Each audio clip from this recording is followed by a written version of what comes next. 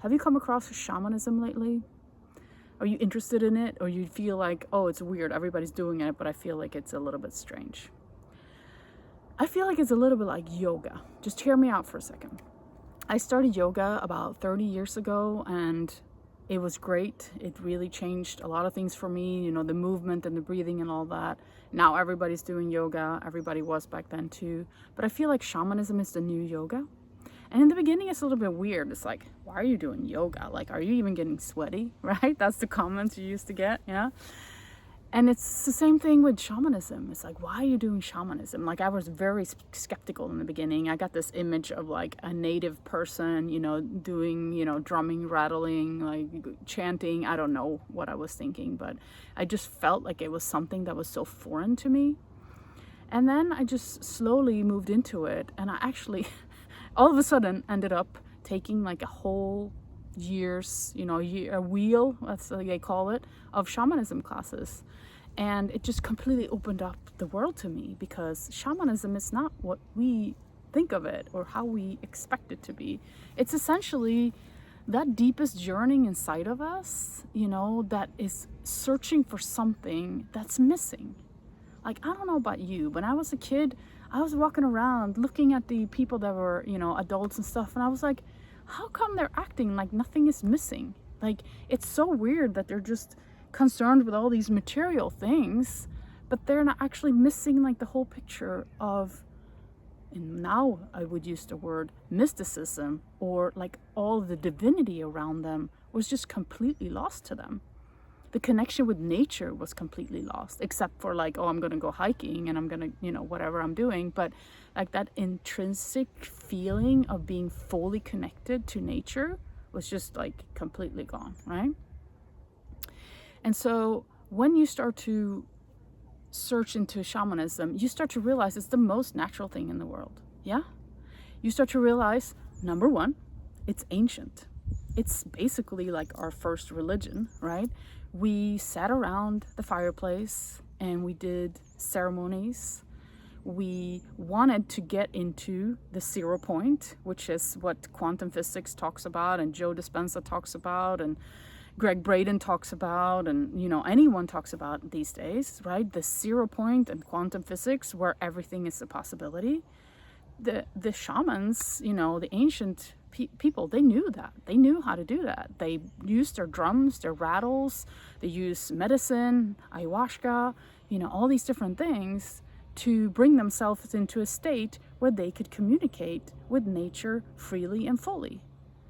Like, just think about it for a second. Like, if you had a shaman in a village that wasn't able to tell you where the next buffalo herd was going to come through, how long is that village going to survive? Right? How long is that group of people going to survive if we're not able to find the things that we need to find, right? Or predict the weather or heal someone, yeah? So they knew back then about the 0 point. They knew back then about their immortality, right? The only way you can be immortal is in the now. They had full knowledge of that. Yeah.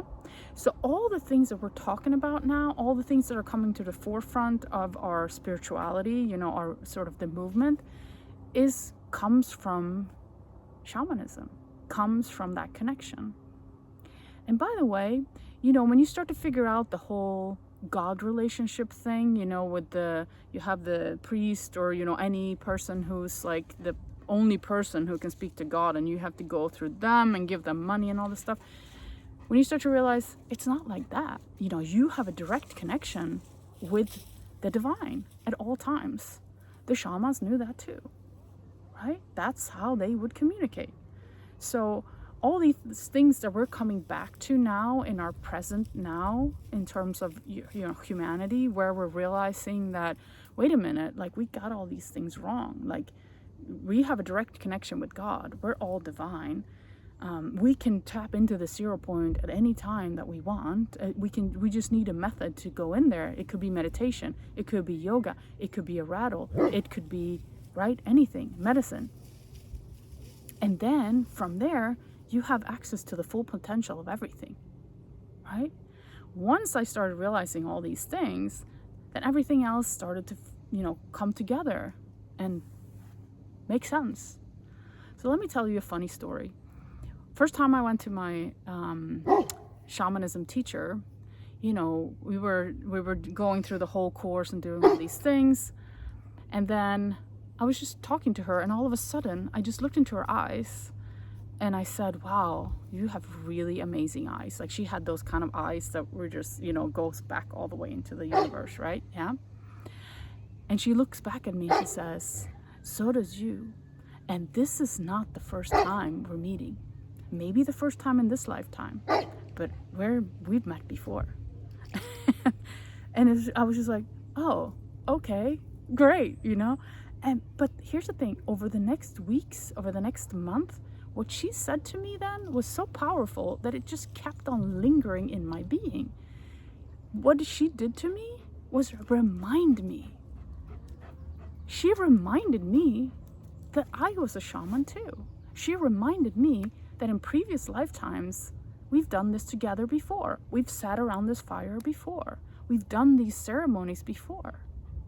And so here I am now to remind you that you are a shaman too. And this is not the first time we're meeting. In this lifetime, maybe, but in previous lifetimes, there's a reason why you're being pulled to this channel, because we've met before.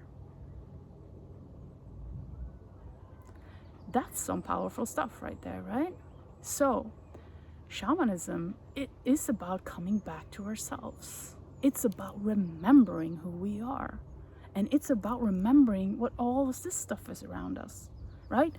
The animal behind me, nature here, remembering that connection that we have, remembering that we know, that we sense, that we feel, that we're fully connected to the weather, to the animals around us, to all of nature, right? The Aboriginals don't really have a name for like either spirituality or nature. Why? Because it's part of them.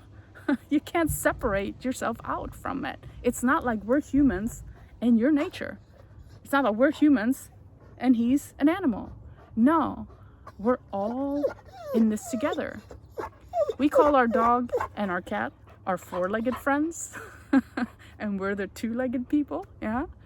Because we might have different amounts of legs, but we're all the same, yeah?